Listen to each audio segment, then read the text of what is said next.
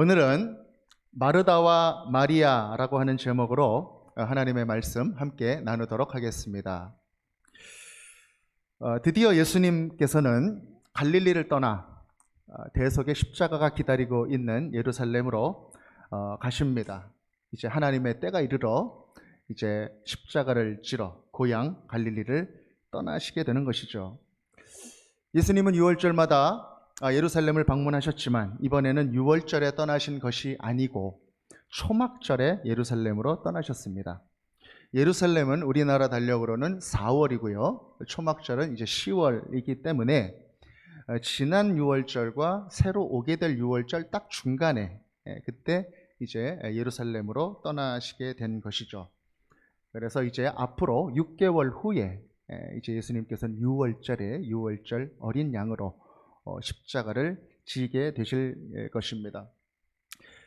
예수님은 초막절에 예루살렘 성전에 나타나셔서 사람들을 가르쳤습니다. 어떤 말씀이었습니까? 나는 하나님으로부터 왔다. 그리고 누구든지 목마르거든 내게로 와서 마셔라. 이렇게 가르치셨습니다. 아주 놀라운 말씀이었습니다. 사람들은 예수 그리스도를 그리스도로 여겼고 또 대제사장들과 바리새인들은 그 예수를 잡으려고 했습니다. 그러나 예수님은 그들을 피해서 예루살렘 주변을 다니시면서 전하셨습니다. 그리고 12월 수전절에 2개월 후죠. 수전절에 다시 성전 솔로몬 행각에 나타나셔서 사람들을 가르치셨습니다. 이제 이때는 아주 직접적으로 예수님께서 자신이 그리스도이심을 선포하셨습니다. 나와 아버지는 하나이니라. 그렇게 예수님께서 담대하게 선포하셨습니다. 바리새인들은 이것을 신성모독이라 하여서 예수 그리스도를 더 잡으려고 혈안이 되었죠. 이렇게 예수님께서는 초막절과 수전절을 지나서 그 다음 유월절이 올 때까지 그 기간 동안 예루살렘과 그 근처를 다니시면서 전하셨고 요단강 건너편의 베레아 지방까지 왕래하시면서 마지막 6개월을 그렇게 복음을 전하시면서 사셨습니다. 바로 그 마지막 6개월이 예수님 구속 사역의 절정이었던 시기였다는 것이죠. 십자가를 향해 가시는 이 예수님의 마지막 기간에 예수님께 한 가지 특별한 만남이 있었습니다. 예루살렘 근처에 사는 한 가정과의 만남입니다. 바로 마르다와 마리아의 가정입니다. 예수님은 이 가정을 찾아가시고 또 영접도 받으시고 큰 기적도 행하시고 또 그들을 사랑하셨습니다. 그 집에는 또 남자 형제가 하나가 있었죠. 누굽니까? 나사로입니다. 네, 죽었다가 다시 살아난 그 나사로 맞습니다. 이들은 예루살렘 성에서 걸어가면 한 30-40분 정도밖에 걸리지 않는 그러한 감람산의 베단이라고 하는 그 동네에 살았습니다. 예수님께서는 이 마르다의 집을, 이 가정을 6개월 기간 동안 3번 방문하시면서 그들과 교제하셨습니다. 첫 번째 만남은 오늘 우리가 읽은 본문입니다. 누가복음 10장에 나오죠. 예수님이 도착하셨을 때 많은 사람들을 가르치셨는데 그때 처음 이 가정에 초대를 받고 방문하시게 됩니다. 그리고 두 번째 만남은 예수님이 이 집을 떠나서 요단 건너편에서 이제 말씀을 전하실 때에 거기서 전도하실 때 나사로가 병으로 급히 죽게 되는 그런 일이 있었습니다. 그래서 인편으로 이 자매가 급히 예수님을 부르게 되죠. 그때 예수님께서 오셔서 나사로를 살려주십니다. 여러분 잘 아는 요한복음 11장의 말씀입니다. 이것이 두 번째 방문입니다. 세 번째 방문은 어떤 방문이냐면 예수님이 나사로를 살리시고 나서 다시 그 베레아 땅으로 가셔서 복음을 전하실 때에 십자가를 지러 이제 유월절 마지막 유월절 엿새 전에 예루살렘으로 이렇게 오실 때 그때 이 집을 다시 한번 들르십니다. 그때 이 집에서 예수님을 위하여 잔치를 베풀었습니다. 바로 요한복음 12장에 기록된 그 말씀입니다. 이렇게 세 번의 만남이 복음서에 기록이 되어 있습니다. 이 가정에 있던 두 자매, 여러분 이름 잘 아시죠? 언니는 마르다였고 동생은 마리아였습니다. 참 흥미있는 것은 이 두 자매가 성격이 완전히 달랐다는 것입니다. 완전히 다른 성격. 언니 마르다는 성격이 이성적이고 꼼꼼하고 아주 일 중심적이고 아주 활동적이고 또 책임감도 있게 일도 아주 척척 해내는 그런 성품이었습니다. 그런데 이 마리아는 동적이라기보다는 좀 정적이고 또 이성적이라기보다는 좀 감성적인 그러한 성품을 가진 그러한 자매였습니다. 뭔가에 이렇게 집중하여서 깊이 들어가는 그러한 성품을 가진 자매이기도 했습니다. 이 집에서 이제 첫 번째 예수님을 초대를 했거든요. 근데 그때 이 집에서 누가 초대를 했을까요? 예수님을? 마르다가 초대를 했습니다. 마르다가 적극적으로 나가서 예수님께서 초막절에 오셔서 사람들을 가르치시는 것을 보고 적극적으로 가서 예수님을 자기 집으로 초대를 하고 영접을 하였습니다. 마리아는 집에 있다가 마르다가 청해온 그 예수님과 그 제자들 일행을 맞아서 이렇게 맞게 되는 것이죠. 마르다는 손님 맞는 준비를 하느라고 아주 분주했습니다. 여러분, 손님 맞는 집은 항상 분주하죠. 여러분 손님들 다 맞아보셔서 아실 거예요. 여자분들은 특히 잘합니다. 남자들은 그냥 잘 몰라도 여자들은 잘 아실 겁니다. 손님을 준비하는 많은 사람들이 분주하지만 또 그 중에서도 특별히 분주한 사람들도 있습니다. 아주 마르다 같은 그런 사람입니다. 누군가는 해야 되는 그 일을 하고 있는 그 사람이 꼭 있다라는 거예요. 그 사람이 바로 마르다 같은 그런 사람이다라고 하는 것이죠. 사실 우리나라의 대부분의 여자분들은 대부분이 마르다 같은 분이 아닐까 싶습니다. 늘 집안일로 분주하죠. 내가 안 하면 아무도 안 하게 되는 그 일들을 다 맡아서 하는 그러한 부담이 다 있으시고 또 책임감도 다 있으신 겁니다. 신방 갔을 때도 신방 예배를 드릴 때 보면 여러분 아실 거예요. 신방 예배 드리면 신방 예배 잘 못 드려요. 신방 예배 기도하다가 왜요? 냄비 끌라 안 끌라 보려고 그렇게 마음의 부담을 가지고 살아가시는 분들이 바로 마르다 같은 우리나라의 어머니들이고 여인분들이죠. 집에서도 항상 분주하고 뭔가 내가 놓치고 있는 것은 아닌가 그런 마음으로 이렇게 살아가시는 분들, 누가 밥을 대신해 주는 날이 가장 기쁜 날 아닙니까? 그렇죠? 뭐 해 먹을까 항상 생각하고 염려하고 그런 분들이죠. 그런데 이 마리아는 어땠습니까? 이 마리아는 예수님의 발 앞에 착 붙어서 앉습니다. 그리고 예수님을 집중해서 바라봅니다. 그리고 말씀을 듣고 아주 행복해하는 것이죠.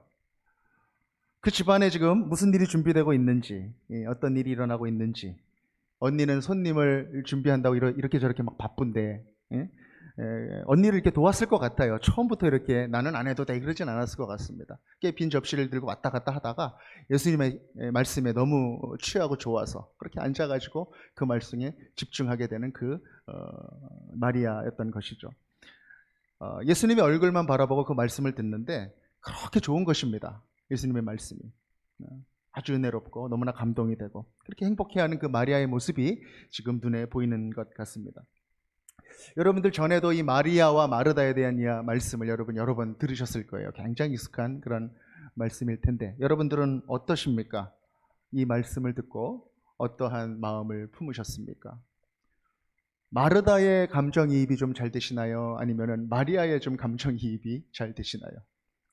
마리아가 예수님의 말씀을 듣고 행복하겠구나, 참 좋았겠다 막 그런 마음이 들면서도 또 한편으로는 그러면 집안일은 누가 하고 있지? 이런 생각. 그렇죠? 그리고 또 마르다 혼자만 지금 고생하고 있는 거 아닌가? 그런데 예수님은 또 은근히 이렇게 또 마리아를 또 이렇게 칭찬하시는 것 같이 그렇게 말씀하시잖아요. 그 말씀을 이렇게 들으면서 또 어떤 말씀에 대한 그런 감동을 받으셨는지요. 어쨌든 이 마르다와 이 마리아는 성품이 굉장히 달랐다라고 하는 것입니다. 예수님의 두 번째 만남, 두 번째 방문에서도 이 두 자매의 다른 성품은 그대로 기록이 되고 있습니다. 나사로가 죽게 돼서 이제 예수님이 찾아오셨잖아요. 그런데 거기에 대한 예수님이 오시는 것에 대한 이 두 자매의 반응이 완전히 다릅니다. 우리 함께 요한복음 11장 20절 함께 읽겠습니다. 시작. 마르다는 예수께서 오신다는 말을 듣고 곧 나가 맞이하되 마리아는 집에 앉았더라. 아멘. 마르다는 예수님이 오신다는 소식을 듣고 마을 어귀까지 막 달려갑니다. 그래서 거기에서 예수님을 맞죠. 그런데 마리아는 지금 어떻게 하고 있습니까? 집에 있습니다. 예수님이 오신다는 소식을 들었는데 찾아오는 사람들의 위로 속에 슬픔에 잠겨서 집에 있는 것 같습니다. 오히려 마리아가 예수님이 다시 오신다는 그 소식을 들었을 때 더 먼저 뛰어가서 반갑게 예수님을 좀 맞을 법도 한데 그 소식을 듣고 가만히 집에 있고 이 마르다가 먼저 나가서 얼른 나가서 동작 빠른 마르다가 예수님을 맞게 됩니다. 그 마르다는 이제 말합니다. 주께서 여기 계셨더라면 내 오라비가 죽지 않았을 것입니다. 그렇게 이야기합니다.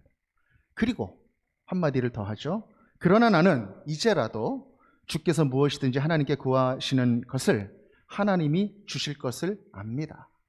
그렇게 예수님께 또 기도를 청하고 기적을 청합니다. 슬픔을 당하고 있지만 아주 또박또박하게 그렇게 하나하나 자신의 생각을 이야기하는 마르다입니다. 아주 이성적이고 논리적입니다. 그 마르다에 대해서 이제 예수님이 대답하시죠. 내 오라비가 다시 살아나리라. 이렇게 대답하십니다. 네 오라비가 다시 살아나게 될 것이다. 근데 이것을 마르다는 이 말을 듣고도 이성적으로 판단을 하죠. 네, 마지막 부활의 날에 다시 살아날 것을 압니다. 전에 한번 말씀을 좀 나눴었던 것 같아요. 안다고 지식의 문제로 그렇게 치환해서 그렇게 예수님께 말을 하는 것입니다. 부활을 현재의 내 눈앞에 예수님께서 행하실 그 일로 생각하는 것이 아니라 미래의 일로 그렇게 지금 생각을 하고 이야기하고 있다라고 하는 것입니다. 그 마르다에게 예수님께서는 이 부활과 생명을 가르치십니다. 나는 부활이요 생명이니 나를 믿는 자는 죽어도 살겠고 무릇 살아서 나를 믿는 자는 영원히 죽지 아니하리니 내가 믿느냐? 믿음의 문제다. 그러면서 마르다를 가르치셨습니다. 그때 이 마르다가 이제 바뀌죠. 아멘, 그러하외다, 믿습니다. 그렇게 이제 마르다가 고백합니다. 주는 그리스도시요 살아계신 하나님의 아들임을 믿습니다. 이렇게 고백합니다. 바로 이 고백이 누구의 고백이었습니까, 여러분? 바로 마태복음 16장에서 베드로의 고백이었던 것입니다. 교회를 세웠던 그 고백. 이 고백을 마르다가 예수님을 두 번째 만나서 하게 되었다라고 하는 것이죠. 아주 깊이 예수님을 고백하게 된 것입니다. 이것이 마르다였습니다. 그런데 마리아는 계속 아직 집에 있는 것이죠. 그래서 이 마르다가 그렇게 고백하고 난 후에 집으로 가서 마리아에게 이야기했습니다. 주님께서 너를 부르신다. 주님께서 너를 부르신다. 그렇게 이야기를 전해줍니다. 그래서 마리아는 슬픔에 잠겨서 집에 있다가 이 마르다가 전해준 이 말을 듣고 급히, 말씀에 그렇게 기록됐습니다. 급히 이제 일어나서 나갑니다. 그때까지 예수님께서는 마르다를 만났던 그 마을 어귀에 그대로 계셨습니다. 그때 거기까지 마리아가 달려가서 이제 예수님을 만났습니다. 그런데 이 마을 어귀에 달려가서 마리아가 어떻게 행동을 했는가? 우리 함께 말씀 요한복음 11장 32절 33절 함께 읽겠습니다. 시작. 마리아가 예수 계신 곳에 가서 배웠고 그 발 앞에 엎드려 이르되 주께서 여기 계셨더라면 내 오라버니가 죽지 아니하였겠나이다 하더라. 예수께서 그가 우는 것과 또 함께 온 유대인들이 우는 것을 보시고 심령의 비통이 여기시고 불쌍히 여기사. 아멘. 마리아는 이제 예수님한테 막 달려가가지고 어떻게 했습니까? 그냥 그 앞에서 착 엎드렸습니다. 그리고 마르다가 했던 것처럼 똑같은 이야기를 해요. 오빠가 예수님이 없어서 죽었습니다. 그렇게 이야기하고 그냥 엉엉 웁니다. 그 자리에서. 그냥 엉엉 우는 거예요. 하염없이 그냥. 마르다는 안 그랬죠. 그러나 지금이라도 주께서 이렇게 얘기를 했는데 이 마리아는 그냥 엉엉 우는 거예요. 그 자리에서. 마르다랑 이 다른 모습, 이 슬픔에 빠져서 예수님 앞에서 그냥 그 감정 때문에 깊이 그 슬픔 때문에 예수님 앞에서 우는 그 모습이 바로 마리아의 모습이었다라고 하는 것이죠. 예수님의 반응, 이 마리아에 대한 예수님의 반응은 무엇인가? 그 울음을 듣고 예수님께서 비통해 하십니다. 그리고 예수님이 같이 우세요. 같이. 마리아가 우는 것을 보고 같이 온 사람들이 우는 것을 보고 비통해 하시면서 엉엉 예수님께서도 같이 눈물을 흘리십니다. 마르다에게는 조곤조곤 이렇게 부활을 가르치시고 생명을 가르치시고 그렇게 말씀해 주셨는데 이 마리아는 그냥 같이 울어주셨다는 것이죠. 마리아는 마리아의 방식으로, 마르다는 마르다의 방식으로 예수님께서 위로해 주시고 진리를 전해 주셨다라고 하는 것입니다. 예수님께서는 나사로가 죽어서 들어가 있는 그 무덤으로 가서 돌을 옮겨라, 그렇게 말씀을 하십니다. 근데 그 장면에서도 이 마리아와 마리다가 차이가 있어요. 마리아는 그냥 울면서 쫓아가서 그냥 그렇게 있는데 돌을 옮기라고 하니까 마르다는 그렇게 얘기합니다. 주여, 죽은 지 사흘이 되어서 냄새가 납니다. 그렇게 얘기를 합니다. 마르다는. 바로 이 말씀에서도 마리아와 마르다가 다르다, 이것을 우리가 알 수 있는 것이죠. 참 많이 다르죠, 여러분. 여러분들 같이 살고 있는 그 가족들 중에서는 어떻습니까? 저는 많이 느끼는데 같은 부모 밑에서 태어난 자식들도 달라요. 달라도 너무 다릅니다. 자식뿐만 아니라 친지들 중에서도 그런 다른 사람들이 있고 또 같이 이렇게 어울려 지내는 그런 사람들 중에서도 많이 다른 사람들이 있죠. 마르다와 마리아가 그랬습니다. 달랐습니다. 같은 자녀였는데 성품이 다르고 예수님에 대한 반응이 달랐다라고 하는 것이죠. 그러나 우리 예수님께서는 이 마리아와 마르다 모두를 아셨다는 것입니다. 둘 다. 그들이 서로 다르다는 것도 다 알고 계셨다라고 하는 것이죠. 그리고 그들 모두를 사랑하셨다는 것입니다. 그리고 그들 한 사람 한 사람의 믿음이 더욱더 성장해지기를, 성숙되지기를 예수님께서 원하셨다라고 하는 것입니다. 이렇게 달랐던 두 자매의 이야기, 첫 번째가 바로 오늘 우리 본문으로 나누었던 말씀입니다. 누가복음 10장의 말씀이에요. 두 자매의 첫 만남인데 예수님은 이때부터 이 서로 다른 자매 한 사람 한 사람을 세밀하게 살피십니다. 그리고 그들에게 말씀하시고 가르치시기 시작합니다. 마르다가 예수님을 처음 집안으로 초대를 했을 때 그 마음이 어땠을까요? 처음부터 분주했을까요? 굉장히 기뻤을 것입니다. 예수님이 우리 집안에 오시다니 너무나 기쁘고 이 예수님이 우리 집에 오시니까 너무나 좋아서 그렇게 예수님을 맞았을 것입니다. 그런데 그 마음 때문에 최선을 다해서 대접을 하려고 했을 것인데 점점 그 마음이 힘들어지는 것이죠. 누가복음 10장 40절 같이 읽겠습니다. 시작. 마르다는 준비하는 일이 많아 마음이 분주한지라 예수께 나아가 이르되 주여, 내 동생이 나 혼자 일하게 두는 것을 생각하지 아니하시나이까? 그를 명하사 나를 도와주라 하소서. 아멘. 여러분, 지금 마르다의 상황이 어떻습니까? 초대는 했는데 지금 마음이 바쁜 것입니다. 왜 그럴까요? 왜 그렇습니까? 준비하는 일이 많아서 그렇습니다. 준비하는 일이 많아서. 준비하는 일이 너무 많아가지고 자기가 초대한 예수님을 차분히 바라보면서 교제할 여유도 없고 시간도 없는 것입니다. 그러다 보니까 나 혼자 일하는 것 같고 언니인 나는 바쁘게 막 이렇게 분주하게 있는데 동생은 놀고 있는 것 같고 그런 마음이 스물스물 들어오는 거죠. 그러면서 이제 예수님한테까지 불만이 터져 나옵니다. 초대한 그 예수님한테까지. 나 혼자 일하게 두는 것을 좀 보세요. 마리아가 나 혼자 일하게 두는 것을 좀 봐달라. 그렇게까지 예수님한테 이제 불만을 이야기합니다. 급기야 어떤 일이 있습니까? 예수님을 심부름시킵니다. 예수님한테. 예수님, 그를 명하사 나를 도와주라 하십시오. 그렇게 예수님한테 심부름까지 시키는 일까지 지금 마르다는 가고 있는 것입니다. 기뻤던 마음이 영접하는 그 즐거웠던 그 마음이 짜증스러운 마음, 그 섬김의 열정이 섭섭함으로, 분노와 짜증으로 그렇게 바뀌어가고 있다라고 하는 것입니다. 그래서 공개적으로 예수님한테 내 편을 들어달라고 그렇게 지금 이야기하고 있는 것이 바로 마르다의 모습입니다. 뭔가 잘못되어 있습니다. 여러분, 이 마르다의 모습 우리가 많이 묵상해 보면 이 마르다는 무엇을 상징하느냐? 바로 우리 시대의 사역을 상징합니다. 사역. 여러분, 사역이란 무엇입니까? 우리가 예수 그리스도를 영접하고 나서 예수 그리스도를 위하여 시작한 그 일들, 그것이 사역입니다. 그렇죠?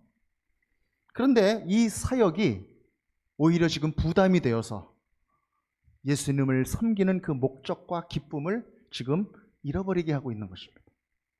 그것이 바로 지금 마르다가 처한 모습인 것이죠. 예수님을 위해, 예수님을 알고 예수님이 주신 소명을 따라가는 그 사역의 자리에 있는 우리 모두가 갖게 될 수 있는 바로 그 모습이 바로 이 마르다의 모습이다라는 것입니다. 우리가 사역을 할 때 반드시 기억해야 될 한 가지가 있습니다. 그것은 바로 우리의 사역은 예수님과의 관계로부터 나와야 한다라고 하는 것입니다. 예수님을 예배하는 그 예배의 관계로부터 그 사역이 시작이 되고 흘러나와야 한다는 것입니다. 그러기 위해서는 우리가 가장 중요한 것을 놓치지 말아야 합니다. 그것이 무엇이냐면 바로 예수님과의 친밀한 관계입니다. 친밀하게 예수님과. 어떻게 그것이 가능하겠습니까? 예수님의 말씀, 하나님의 말씀을 묵상하는 것입니다. 그리고 기도의 자리에서 예수님과 소통하는 것입니다. 그리고 하나님을 우리의 영으로 깊이 찬양하는 그 찬양의 자리로 나아가는 것입니다. 그것이 바로 예수님과 하나님과 친밀감을 느끼는 바로 그 사람의 모습이다라고 하는 것이죠. 바로 예배의 관계가 하나님과 이루어질 때에, 예수님과 그 예배의 관계가 이루어질 때에 바로 사역이 시작되고 진정한 사역의 에너지가 흘러나오게 된다라고 하는 것입니다. 예수님을 바라보고 진정한 예배가 시작이 되면 사역도 시작이 되고 헌신도 시작이 됩니다. 자연스럽게 시작이 됩니다. 그 예수님께서 내게 주시는 마음, 내게 알려주시는 그 말씀이 있기 때문에 그렇습니다. 그렇게 시작되는 사역은 나의 결심으로 시작되는 사역과 다릅니다. 내가 생각해서 내가 시작하는 그 사역과 다르다는 것이죠. 예수님이 주시는 그 사역과 헌신은 바로 그 친밀한 관계, 예배의 관계로부터 시작되게 된다라고 하는 것이죠. 예배가 사역을 끌고 가는 것이다라는 것입니다. 여러분, 수레가 있는데 수레가 아무리 좋고 금으로 돼 있고 잘 굴러가는 그런 바퀴가 달린 수레라고 하더라도 수레가 말을 끌을 수는 없는 것입니다. 수레는 항상 말 뒤에 있어야 된다는 것입니다. 말이 수레를 끌고 가야 한다는 것이죠. 예배가 있어야 하고 친밀한 예수님과의 관계와 고백이 있고 주시는 힘과 열정으로 시작되는 것, 그리고 그 예수님의 사역에 내가 동참하는 것, 그것이 바로 예배의 관계로부터 시작되고 흘러넘치는 사역의 모습이다라고 하는 것입니다. 우리 교회에 여러 섬기는 분들이 있습니다. 특별히 오늘 예배를 드릴 때, 매 주일 예배를 드릴 때 우리가 함께 예배 전에 기도를 할 때 우리 예배를 섬기는 분들을 위해서 기도하죠. 어떻게 기도합니까? 예배를 섬기는 그 자리가 예배의 자리가 되게 하여 주옵소서, 이렇게 기도를 합니다. 네. 예배를 섬기다가 오히려 예배를 못 드리는 일이 없도록, 예배를 섬기느라 너무 분주하고 집중하여서 하나님을 놓치는 일이 없도록, 영상을 이렇게 하다가도 주님 그러면서 화면 바꾸고 자막 띄우고 그 자리가 하나님을 예배하는 자리가 되도록, 연주를 하다가도 그 연주의 자리가 찬양을 돕고 어르신들 박자 놓치면 이렇게 쫓아가는 그런 것뿐만 아니라 그 자리가 정말 내가 하나님을 찬양하고 예배하는 그 자리가 되도록, 뒤에서 주보를 나눠줄 때도 주님 그 마음으로 주보를 나눠드리고, 그렇게 예배의 섬김의 자리가 바로 예배의 자리가 되는 것, 바로 그것이 우리가 매주 드리는 기도의 제목이 아닙니까, 여러분? 그뿐만이 아니죠. 모든 교회에서의 섬김과 사역의 자리도 마찬가지인 것입니다. 예수님과의 친밀한 교제가 먼저 있어야 하고, 그 마음으로부터 흘러나오는 그 예배가 있어야 하고, 거기에서부터 우러나오는 그 사역이 있어야 한다는 것입니다.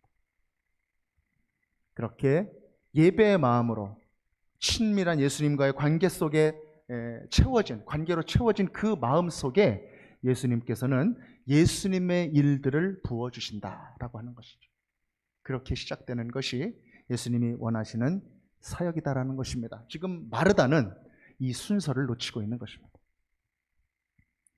이 마르다에게 예수님께서 이제 말씀을 하십니다. 누가복음 10장 41절에서 42절 상반절의 말씀입니다. 우리 함께 읽겠습니다. 시작. 주께서 대답하여 이르시되 마르다야 마르다야 내가 많은 일로 염려하고 근심하나 몇 가지만 하든지 혹은 한 가지만이라도 족하니라. 아멘. 예수님께서 말씀하시죠. 마르다야 마르다야 내가 많은 일로 분주하구나. 그렇게 말씀하십니다. 부드럽게. 제가 한번 이거를 예수님이 혹시 짜증스럽게 말씀하시진 않았을까 그러면 그렇게 읽어봤는데 아무리 제가 읽어봐도 그렇게 하셨을 것 같지 않아요. 마르다야! 그렇게 말씀하셨을 것 같지 않아요. 마르다야 마르다야 두 번 부드럽게 그렇게 말씀하시고 있습니다. 마르다를 질책하거나 마르다를 지적하는 그런 목소리가 아닌 것 같습니다. 마르다야 내 사역이 잘못되었다. 의미 없다. 그런 말씀이 아닌 것 같아요. 그러면 무슨 말씀입니까?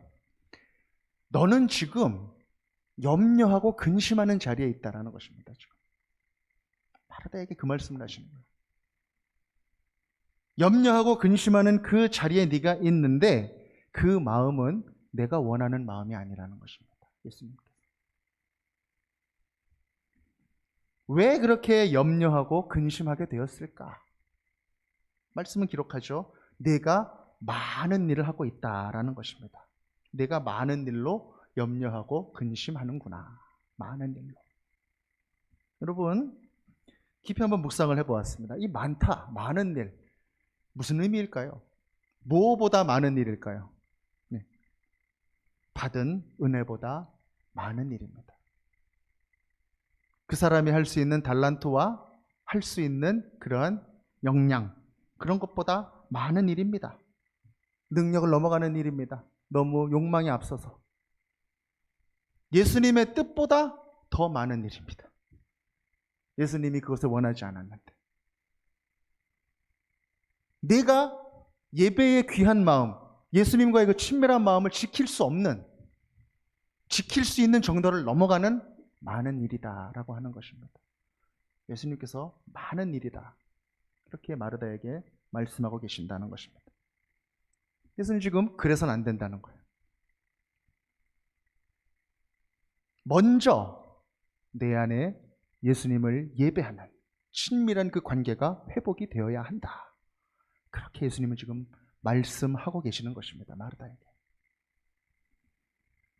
예배의 은혜, 교제의 은혜가 흘러넘쳐서 너의 사역의 자리가, 너의 그 일하는 그 자리가 열려야 한다.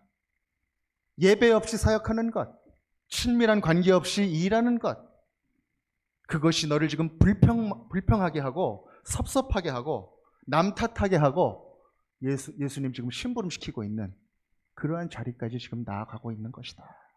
그 말씀을 예수님이 하고 계시는 것입니다. 해외 선교사님들의 집회에 참석해서 제가 간증을 들은 적이 있습니다. 해외 정말 힘든 선교지에 가셔서 사역하시는 아주 고생하시는 그런 분들입니다. 그분들이 생면부지의 그 땅에 가셔서 이제 외롭고 힘든 그리고 열매 없는 그 땅에서 얼마나 많은 영적인 부담을 가지고 살아가십니까? 분주하고 또 외롭고 또 두렵고 그런 마음 속에 그렇게 살아가시는 분들이시죠. 그런데 그분들이 그 집회 가운데 간증 시간에 이렇게 고백을 하십니다. 그렇게 힘들고 어려운 거 맞다. 그러나 그러한 삶 속에서도 참된 예배가 자신 안에 살아있을 때에는 그것이 하나도 힘들지 않게 느껴지더라는 것입니다. 참된 예배가 있을 때. 그러면서 선포하는 것이에요. 예배하는 선교사는 외롭지 않다. 예배하는 선교사는 두렵지 않다. 예배하는 선교사는 목마르지 않다. 그렇게 선교사님들이 그렇게 선포하시더라는 것입니다. 힘들고 어려운 상황 때문에 내가 지치고 메마르고 그것이 아니라 내 안에 예배가 있느냐 없느냐, 참된 예배가, 그것이 나의 고단함을 결정한다는 것입니다. 바로 그것이 선교사님들의 고백이었다는 것이죠. 여러분, 지금 마르다는 어떤 모습입니까? 자기가 생각하는 만큼의 손님 접대를 하려고 하는데, 그래서 일이 많이 있는 부엌을 지금 왔다 갔다 하는 거예요. 왔다 갔다. 그러면서 예수님과의 친밀한 교제가 있는 거실은 그냥 패싱하는 것입니다. 패싱. 부엌에만 왔다 갔다 하면서 중간에 친밀하게 예수님을 대면하고 교제를 할 수 있는 그 자리를 그냥 지나가는 거예요. 사랑하는 여러분, 여러분들은 혹시 교회에서 사역을 하실 때 이렇게 사역의 자리는 왔다 갔다 하시는데 교제의 거실은 패싱하고 있는 그런 모습은 없으십니까? 열심은 있는데 은혜는 사라져 있지 않습니까? 친밀함 없이 사역하고 예배 없이 사역하면 사역도 내 기준이 아니라, 하나님의 기준이 아니라 내 기준으로 사역을 하게 되는 것이죠. 예배 없이 사역하게 되면 적은 사역도 고단해지게 되는 것입니다. 예수님이 원하지 않는데 또 무리할 수 있다는 것입니다. 예수님의 사역은 오히려 예배가 없을 때에 독이 될 수도 있다는 것입니다. 그 사람이. 예수님이 이렇게 마르다에게 하나하나 말씀해 주셨습니다. 그리고 동생 마리아에 대해서 또 말씀하십니다. 누가복음 10장 42절 하반절입니다. 함께 읽겠습니다. 시작. 마리아는 이 좋은 편을 택하였으니 빼앗기지 아니하리라 하시니라. 아멘. 마리아는 이 좋은 편을 택하였다. 좋은 편을 택하였다. 예수님 앞에서 그렇게 교제하고 있다. 물론 이 마리아는 집안일이 어떻게 돌아가는지 잘 몰라요. 때로는 감성적이고 또 자기 감정에만 깊이 들어가는 그런 연약함도 있습니다. 그녀의 역량은 많은 사역을 생각할 수도 없고 할 수도 없는 그런 사람일지도 모르겠습니다. 그러나 그 마리아는 지금 가장 좋은 예수님과의 관계를 택하였다라고 하는 것입니다. 그의 자리에서 예수님의 말씀을 듣는 것, 그리고 그것을 뺏기지 아니할 것이다. 마리아의 삶에 그것이 중심이 될 것이다. 마르다야, 너도 그래야 한다. 내 마음 중심에 바로 예수님을 먼저 바라보는 그것이 가득해야 한다. 있어야 한다. 예수님의 초대에 응답하면서 나아가라. 그렇게 지금 마르다에게 말씀해주고 계시다는 것이죠. 예수님은 마르다에게 말씀하시면서 너 지금 하고 있는 일 당장 내려놓고 마리아 옆에 와서 앉아라. 그렇게 얘기하지 않으신다는 것입니다. 내가 많은 일로 분주하고 그렇지만은 몇 가지 일 또는 한 가지만이라도 족하다. 그렇게 말씀해 주신다는 것입니다. 예수님은 알고 계신다는 거예요. 마리아와 마르다는 다르다는 것입니다. 마리아는 마르다가 될 수 없고 마르다는 마리아가 될 수 없다라는 거예요. 그걸 다 알고 계시다라는 거예요. 마르다건 마리아건 중요한 것은 예수님을 앞에 먼저 나아가는 것이다라는 것입니다. 엎드리는 것이다라는 것입니다. 친밀하게 그분의 말씀 앞에 나아가는 것이다. 그것을 지금 예수님께서 두 자매에게 말씀해주고 계시다라고 하는 것입니다. 그 친밀함이 회복된다면, 예수 그리스도를 예배하는 그 예배가 온전히 회복이 된다면 아무리 작은 일도 예수님께서 맡기는 귀한 사역이 될 것입니다. 아무리 작은 일이라도 예수님께서 원하시는 바로 그 사역이 될 것입니다. 기쁘게 행하는 그 사역이 될 것입니다. 내가 기준이 아니라 예수님께서 기준이 되실 것입니다. 그리고 그 관계 안에 머물게 되는 그 사람에게 예수님께서는 그가 감당할 수 있을 만큼의 사역들을 부탁하실 것입니다. 그리고 그 헌신된 그 사람을 통하여 구원의 일들을 잘 이루어 가실 것입니다.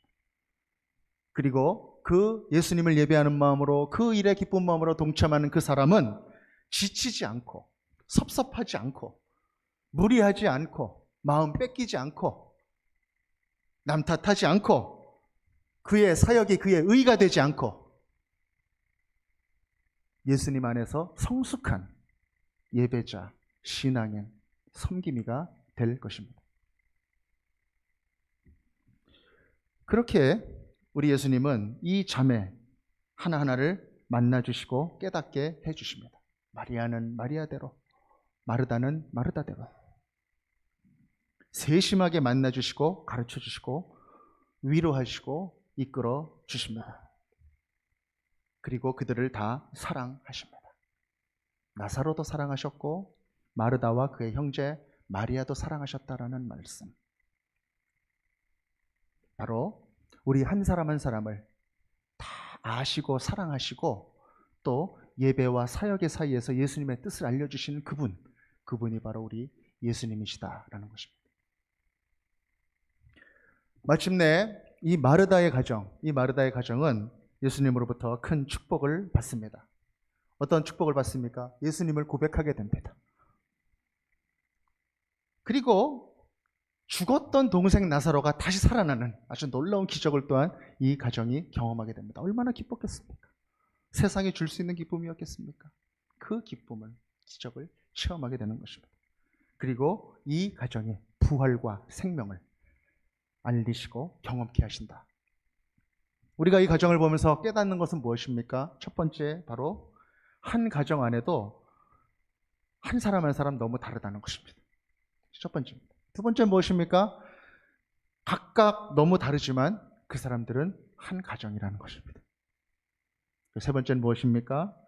예수님은 그들 모두를 다 세밀하게 아시고 사랑하시고 모두 구원하기를 원하신다. 그것입니다. 그리고 이 축복의 가정을 통해서 예수님의 살아계심을, 하나님의 아들 예수 그리스도를 전하기 원하신다라는 것이죠. 이 나사로의 가정, 이 마르다의 가정을 통하여 많은 사람들이 예수님을 믿게 되었다라는 기록이 11장, 12장에 기록이 되어 있는 것입니다. 예수님이 이제 마지막으로 이 베다니를 지나실 때 이 마르다의 집을 다시 한번 방문합니다. 여러 가지 하나님, 예수님의 가르치심이 있고 주신 감동이 있고 변화가 있었던 그 집에 이 예수님이 마지막으로 이제 세 번째 방문을 하시는데 그 말씀을 가만히 이렇게 읽어보는데 그 집안 분위기가 참 재밌습니다.